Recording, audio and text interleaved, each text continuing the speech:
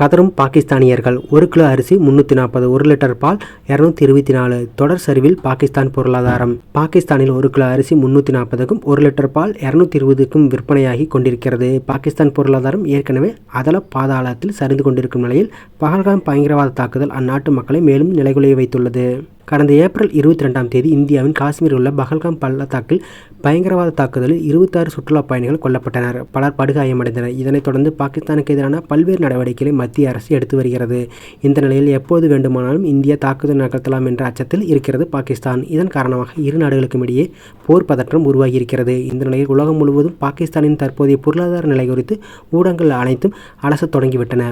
பாகிஸ்தானில் 1 kilo chicken 800க்கு விற்பனை செய்யப்படுகிறது. 1 கிலோ அரிசி 340க்கும் 1 டஜன் முட்டை 330க்கும் 1 லிட்டர் பால் 224க்கும் விற்பனையாகி வருகிறது. பாகிஸ்தானில் தற்போது இயற்கை சீற்றங்களால் வேளாண்மை பாதித்து கடுமையான பஞ்சம் நிலவி வருகிறது. இந்த ஆண்டு கோடைக்குள் 1 கோடி பேர் உணவு பற்றாக்குறை பட்டினியால் பாதிக்கப்படுவர் என அச்சம் ஏற்பட்ட நிலையில் பணவீக்கம் அபாய நிலையில் உள்ளது.